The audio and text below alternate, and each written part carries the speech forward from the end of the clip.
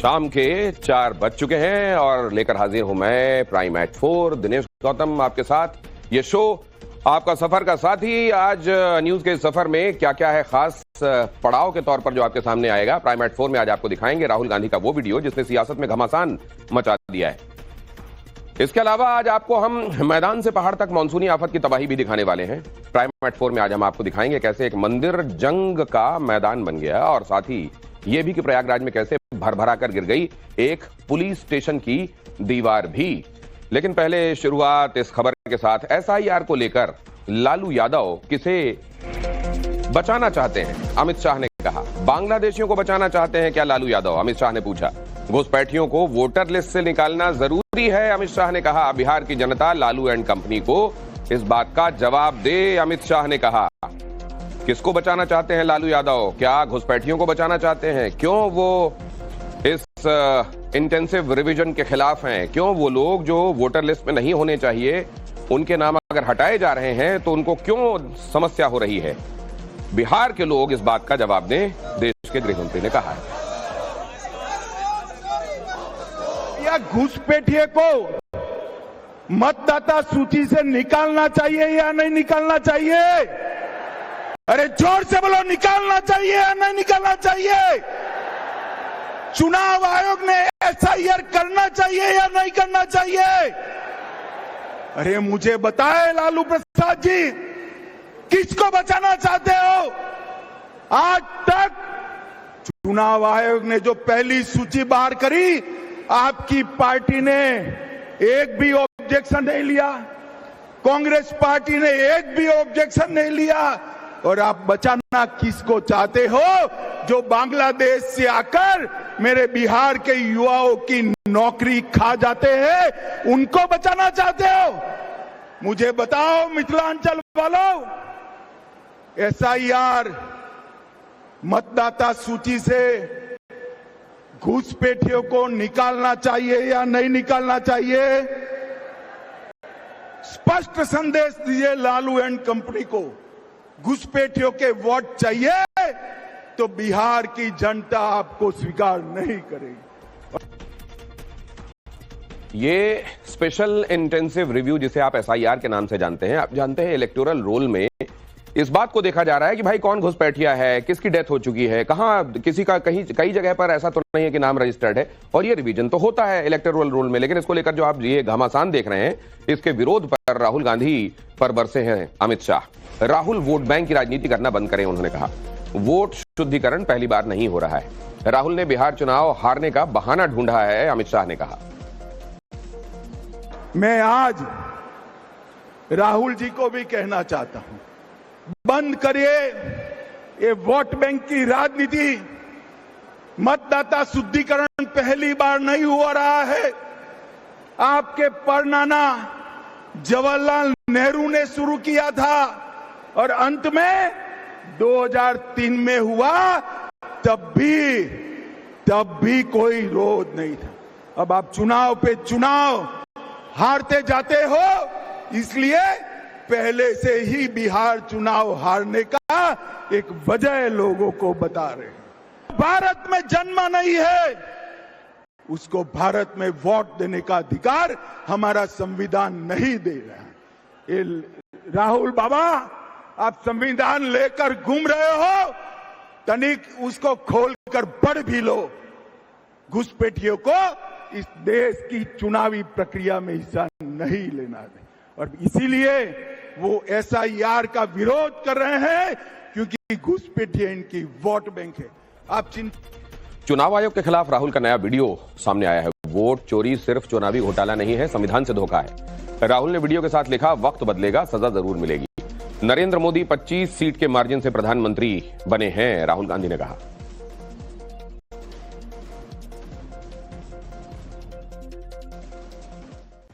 And we suspect actually the number is much closer to 70, 80, 100. If 15 seats were rigged, he would not be the Prime Minister of India. And we are going to prove to you in the coming few days. याद रखिए, Narendra Modi 25 seat की margin से प्रधानमंत्री हैं। एक seat हमने दिखा दी कि चोरी हुई है। 25 सीट वो 35,000 या कम वोटों से जीते हैं। अगर हमें इलेक्ट्रॉनिक डेटा मिल जाए, हम साबित कर देंगे कि हिंदुस्तान का प्रधानमंत्री चोरी करके प्रधानमंत्री बना है। राहुल के आरोप पर चुनाव आयोग का एक्शन। राहुल से हलफनामे के साथ लिखित में मांगी शिकायत। राहुल शपथ पत्र के साथ शिकायत दें। चुनाव आयोग ने कहा, चुनाव आयोग के सूत्र ऐसा बता रहे हैं, शपथ पत्र दें या फिर देश से वो माफी मांगे। पीसीआई के सोर्सेस ये कह रहे हैं, या तो वो हलफनामे के साथ अपनी शिकायत लिखित में दें और या फिर वो देश से माफी मांगे। और इधर राहुल के आरोपों को लेकर कांग्रेस के बाकी नेता भी हमलावर हैं। प्रियंका वाड्रा, इमरान मसूद ने राहुल के आरोपों को लेकर चुनाव आयोग को कैसे घेरने की कोशिश की, वो भी सुनिए। किस नियम के तहत है जो एफिडेविट मांग रहे हैं? उस नियम के तहत 30 दिन के अंदर आप एफिडेविट दो, नहीं तो कुछ नहीं होने वाला। तो एफिडेविट क्यों चाह रहे हैं? तो इतना बड़ा खुलासा किया है। अगर ये सब है, मान लो अगर अनइंटेंशनल गलती है, तो आप उसको इन्वेस्टिगेट करिए। आप वोटर लिस्ट दे क्यों नहीं रहे हैं? आप इन्वेस्टिगेट कर क्यों नहीं रहे हैं? उसके बजाय आप कह रहे हैं कि एफिडेविट साइन करके दो। इससे बड़ा ओथ क्या है जो हम सदन में लेते हैं? इससे बड़ा इस देश में कोई भी ओथ है नहीं है। वो ओथ तो लिया हुआ है। पब्लिक में सब कुछ कह रहे हैं, दिखा रहे हैं आपको कि देखिए 40,000 फर्जी वोट हैं, 10,000 पर नहीं, जो भी है उनके आंकड़े मुझे याद नहीं है, पर जो भी 11,000, 1 लाख से ज्यादा एक असेंबली में, एक विधानसभा के अंदर। आप समझ सकते हैं जो चुनाव लड़ता है वो समझता है इस बात। राहुल जी ने जो विषय उठाया है उसको भटकाने की बात मत करिए। जो विषय उठाया है उसके ऊपर बात करिए। जो विषय उठाया वो इतना गंभीर है कि वो देश के लिए खतरा हो गया कि देश में लोकतंत्र भी बचेगा कि नहीं बचेगा। आपने तमाशा बना दिया। आप कह रहे हो एफिडेविट दो। आपने नियमों में क्या लिख दिया कि आपने नियमों में डाल रखा है कि 30 दिन तक अगर आप नहीं दोगे तो हम उसे एंटरटेन ही नहीं करेंगे। तो आप तो एंटरटेन करोगे नहीं। इतनी निरंकुशता अगर आएगी तो देश कैसे चलेगा? राहुल के आरोपों पर बीजेपी का पलटवार भी देखने को मिला। राहुल अलोकतांत्रिक व्यक्ति हैं। प्रदीप भंडारी ने कहा, जीत नहीं पाते तो ठीकरा फोड़ते हैं। राहुल एक अलोकतांत्रिक व्यक्ति हैं जो जब जनता का समर्थन नहीं जीत पाते तो हार का ठीकरा किसी न किसी बहाने कोई ना कोई दूसरी चीज के ऊपर फोड़ते हैं। कुछ समय तक इनके सीजन के अंदर ईवीएम के ऊपर हार का ठीकरा फोड़ रहे थे, फिर वोटर लिस्ट आई और अब जाकर ये कह रहे हैं कि भाई चुनाव के अंदर जो प्रक्रिया है वो फर्जी है। परंतु राहुल एक बालक बुद्धि है और इस बात को नहीं समझ पाए कि इस पूरी प्रेजेंटेशन में उन्होंने एसआईआर का समर्थन कर दिया। लखनऊ में कुछ युवकों के नाइट आउट ने इतना खौफनाक मोड़ खरीदारी करती दिखाई दी। राखी से एक दिन पहले यहां पर हिंदू संगठनों ने नया अभियान छेड़ दिया है। हिंदू संगठनों के कार्यकर्ता सड़कों पर उतर आए हैं। वो हिंदू लड़कियों को गैर सनातनियों की राखी नहीं बांधने की अपील कर रहे हैं। इसी को लेकर हमारे संवाददाता मकरन काले ने राखी खरीद रही लड़कियों से बातचीत की। बिल्कुल सही कर रहे हैं, क्योंकि ऐसा सोच चल रही है और लड़कियों को भी समझ में नहीं आता। वो तो क्योंकि उनके सनातन धर्म में ऐसा होता नहीं है तो वो ऐसा मान लेती है कि शायद उनसे भी उम्मीद यही रखती है कि जैसे हमारे सनातन धर्म के जो भाई हैं वो लोग भी ऐसा ही करें, तो शायद इसीलिए इसी उम्मीद से वो उनको भैया बांध लेती हैं। तो अब उनके मन में नहीं पता कि क्या कर बैठते हैं क्या नहीं कर बैठते, तो ये होता है। तो आपको लगता है मुस्लिम धर्म के लोगों को राखी नहीं बांधनी चाहिए? जहाँ तक कि तो इतना कुछ हो रहा है तो नहीं बांधनी चाहिए। रक्षा के लिए, अपनी रक्षा के लिए भाई बना दिया, बाद में उनके साथ अत्याचार होता है।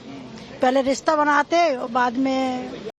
आपको भी ऐसा लगता है कि ऐसी चीजें हो रही हैं लगातार जो आप समाज में देख रहे हैं? और हम बांधेंगे भी नहीं, हम तो अपने सनातन धर्म को ही बांधते, शुरू से वही बांधेंगे। इतनी चीजें हो रही है तो किस पे भरोसा करो किस पे नहीं करो, समझ ही नहीं आता है।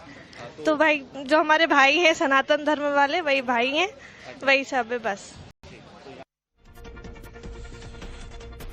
और अब अगली खबर, राखी को लेकर हिंदूवादी नेता साध्वी प्राची का ये बयान सामने आया है। त्योहार पर मुस्लिमों से राखी नहीं खरीदें, ये कहा गया है कि चांद तारे वाली राखी न खरीदी जाए। साध्वी प्राची कह रही हैं त्योहार की पवित्रता ध्यान में रखी जाए, साध्वी प्राची का कहना है। राखी से ठीक एक दिन पहले साध्वी प्राची का ये बयान सामने आया जिसमें वो महिलाओं से मुस्लिम दुकानदारों से राखी न खरीदने की अपील करती दिख रही हैं। उन्होंने कहा कि राखी पवित्र त्योहार है और इसकी पवित्रता बनाए रखी जानी चाहिए।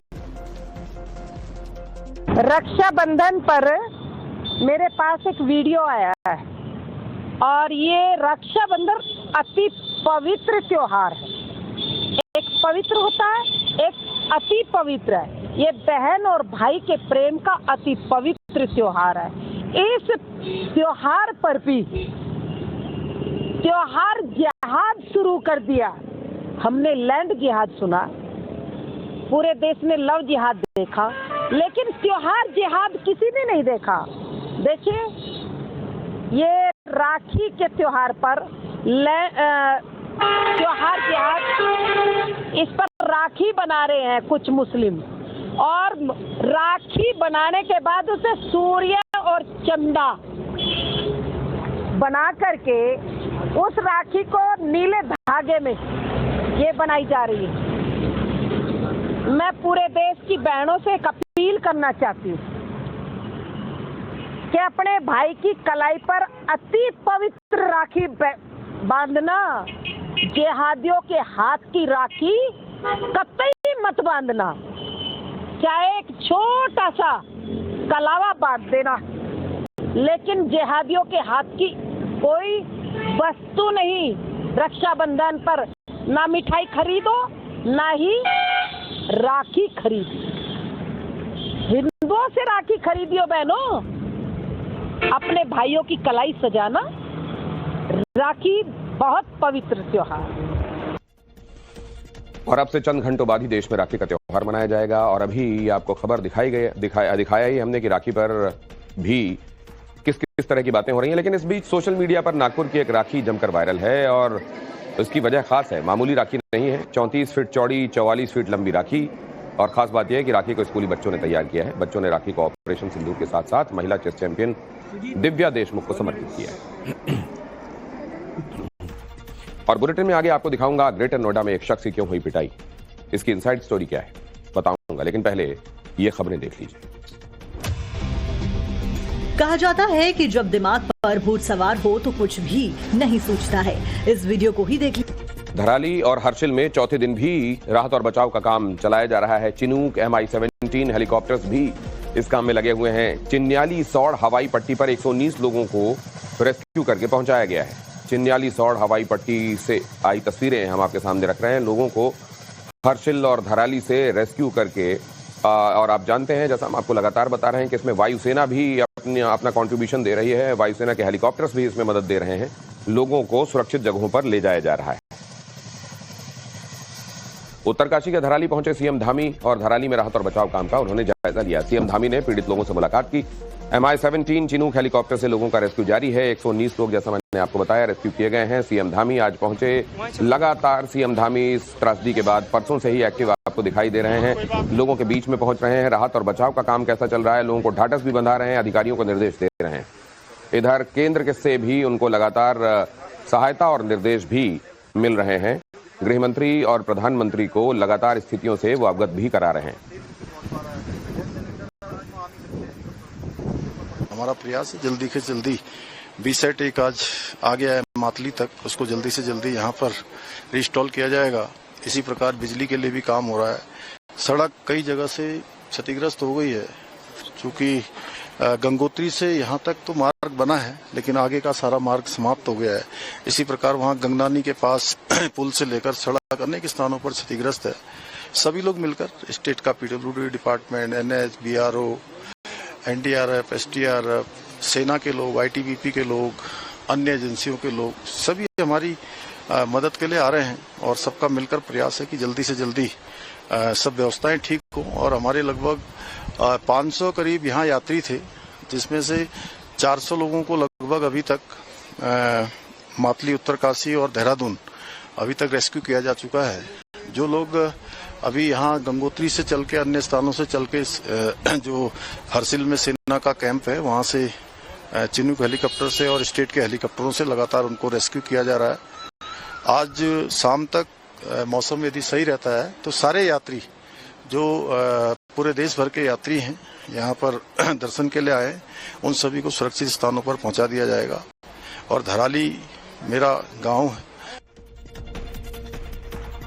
और मूसलाधार बारिश ने उत्तर प्रदेश को बेहाल कर दिया है। राज्य के कई जिले सैलाब की चपेट में हैं, जिससे लोगों की जिंदगियां परेशान हैं। तस्वीर काशी से आई है। दशाश्वमेध और अस्सी घाट के बाद अब नक्खी घाट भी बाढ़ की चपेट में है। घरों की पहली मंजिल तक पानी भर गया है। नवभारत संवाददाता श्वेता श्रीवास्तव ने आपके लिए ये रिपोर्ट पहुंचाई।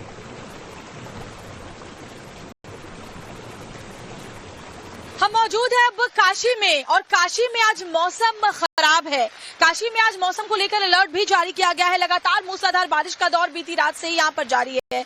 हम इस वक्त मौजूद हैं नक्खी घाट में, और नक्खी घाट में हालात क्या है वो आप तस्वीरों के जरिए देखिए, टाइम्स नाउ नवभारत के कैमरे के जरिए देखिए।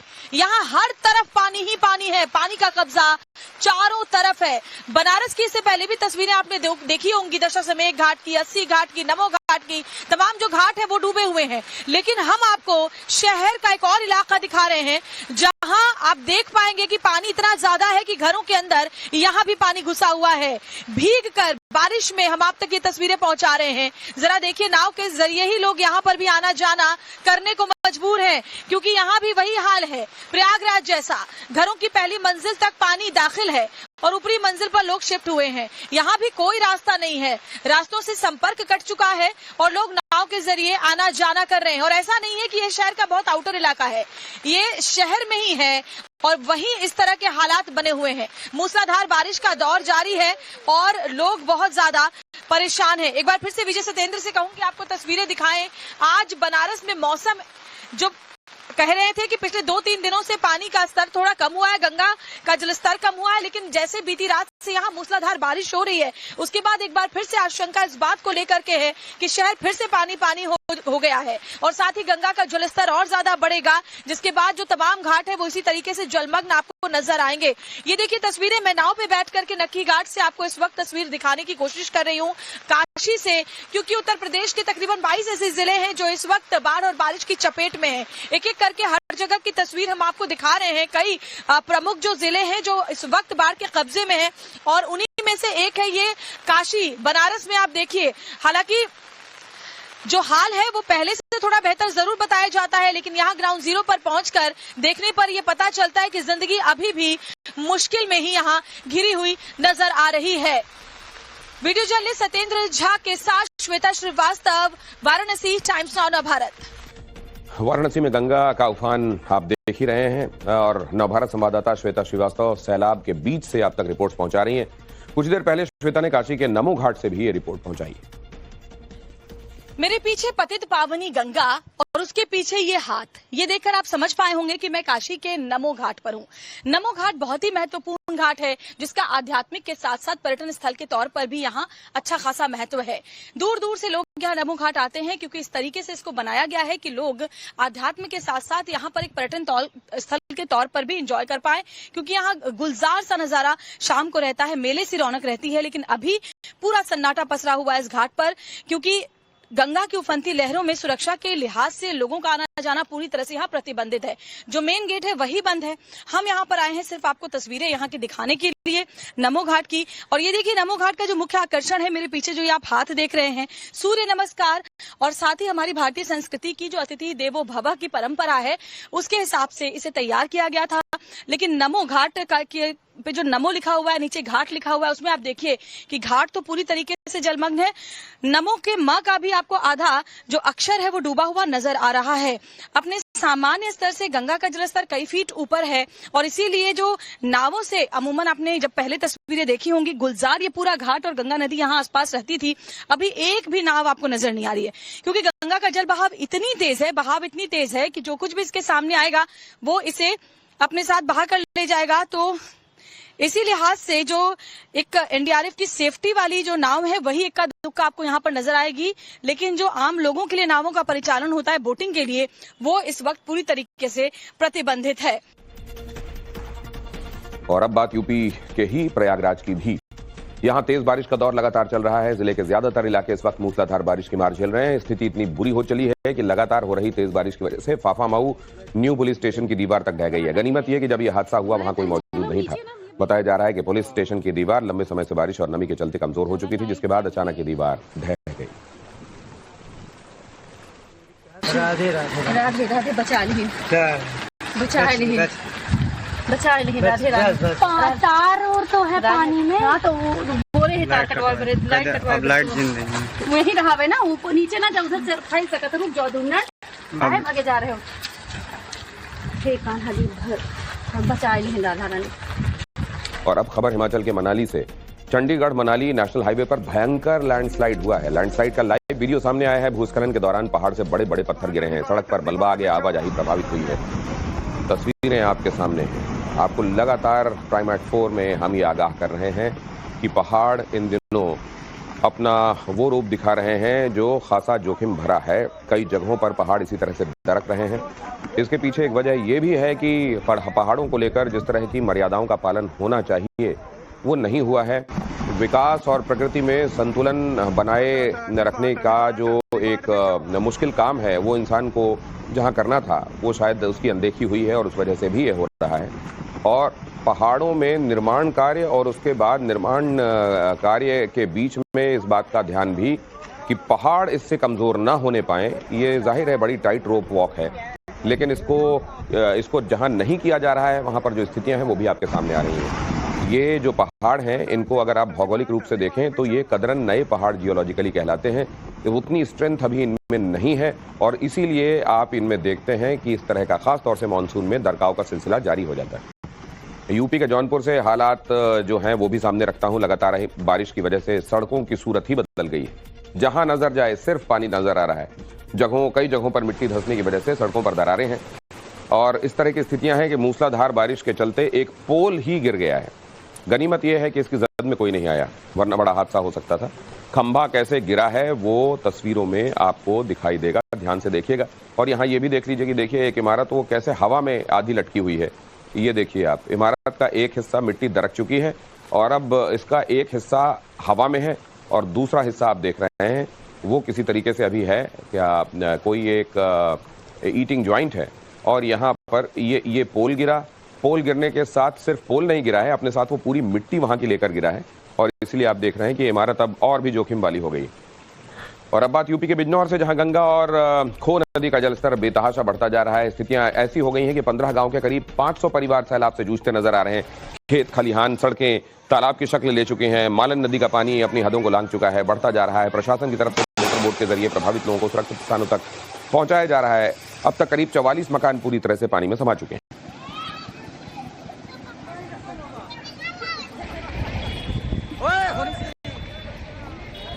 तुम भी ढालत थे।